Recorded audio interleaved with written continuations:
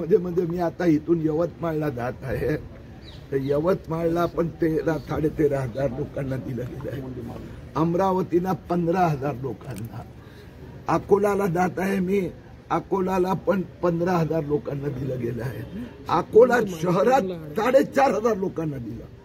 म्हणजे मी तुम्हाला एक तुलना सांगतो. अमरावतीमध्ये अंजनगाव सुरजी लोकसंख्या 1.5 लाख, मुस्लिम 22,000, त्यात 14 ते 84 लोकांना दिले, त्यातलं 14 ते 80 बांगलादेशी मुस्लिम. त्याच्या आधी हेच काम मॅजिस्ट्रेट करायचे. तर अंजनगाव सुरजीमध्ये 2021, 2022, 2023 3 वर्ष मिळून फक्त 200 लोकांनाच दिलं होतं. तर एक खूप मोठा गेम प्लॅन आहे. आता नवीन प्रक्रिया थांबवली आहे, जुन्या ती चौकशी सुरू आहे. बांग्लादेशियों को ये मुख्यमंत्री जी से कल रात को भी मेरी बात हुई. मैंने कहा आप जल्दी आइए और इन सबको स्पेशल ट्रेन में बांग्लादेश रवाना कीजिए. MIM और कोई 2-3 जो टेरर संगठन है, इनके लोगों ने और उनको सपोर्ट करने के लिए बांग्लादेश के 2 border per K agent, in लोगों ने मिलकर गेम प्लान बनाया. 2024 तक यह प्रक्रिया मैजिस्ट्रेट, जुडिशियल मैजिस्ट्रेट करता था. यह अधिकार तहसीलदार SDM को दिए गए. जुलाई लोकसभा में विजय के बाद में इन्होंने ये डिजाइन बनाई और विधानसभा आचार संहिता प्रचार के दरमियान जुलाई से दिसंबर में 2 लाख एप्लीकेशन आई. एक में भी एविडेंस नहीं है कि वो हिंदुस्तान में जन्मा था. जो एप्लीकेशन चाहिए उसमें से 99% ये बांग्लादेशी मुस्लिमों की, रोहिंग्या मुस्लिमों की है और उनकी उम्र 30 से 70-80 साल तक की है. मुख्यमंत्री देवेंद्र फडणवीस ने SIT बनाई. SIT ने रिपोर्ट दिया, जिसके कारण मालेगांव के तहसीलदार, नायब तहसीलदार को सस्पेंड किया. 2 और अधिकारी की जांच शुरू है. जो दिए गए हैं वो सब सर्टिफिकेट की फिर से जांच होगी और नए सर्टिफिकेट को अभी स्थगिति दी गई. कितने लोग, कितने हैं, ऐसी संख्या कितनी है जिसको दिया गया है? सर कितने लोग हैं ऐसी जिसकी संख्या है? कितने लोगों को अभी तक दिया गया है? अभी तक 1,07,000 को दिया है. लगभग 90,000 को मान्यता दी गई है, हैंड ओवर नहीं किया है. और अगर ये अभी नहीं रुकता तो आगे क्या होता? अभी जो इन सबके एड्रेसिस है, तो वो एड्रेसिस पे अभी जो मालेगांव में तो SIT ने घर घर जाने की शुरुआत कर दी है. मुख्यमंत्री दावोस से आने के बाद में बाकी जगह पर भी ये प्रक्रिया करने के वो निर्देश देंगे.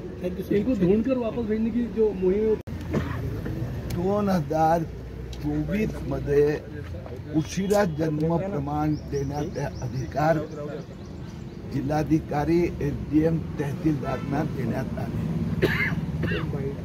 आम्ही पाहिलं की विधानसभा आचारसंहिता दरम्यान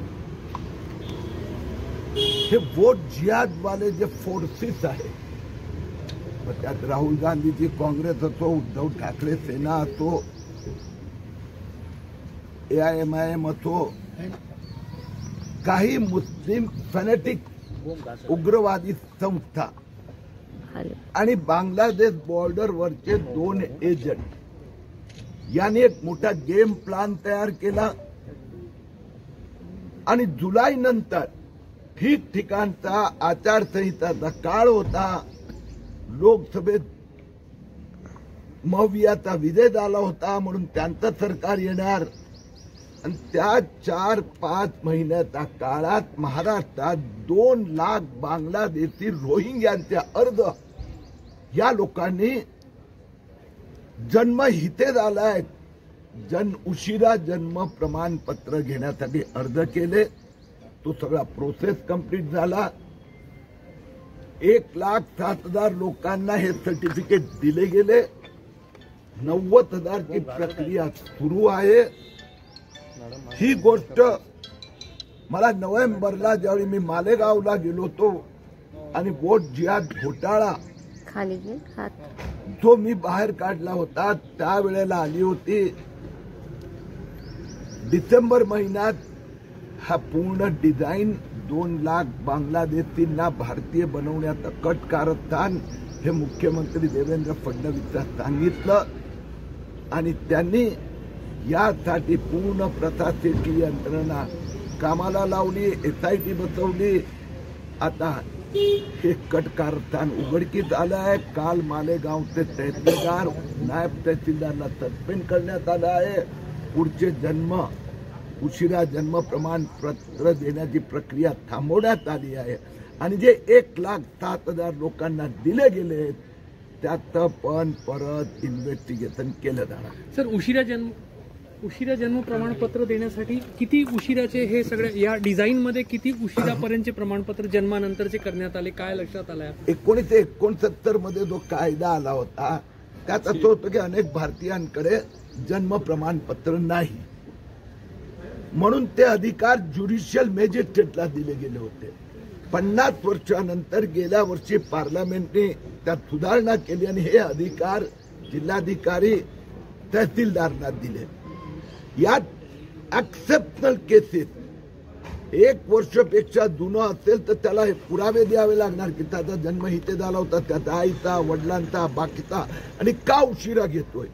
हे जे 2 लाख अर्ज जे आहेत त्यातला 37 ठिकाणी 37 तहसीलमध्ये मी जाऊन आलो किंवा माहिती मिळवली, त्यात सगळे 30 ते 70 वर्ष वयातले आहेत.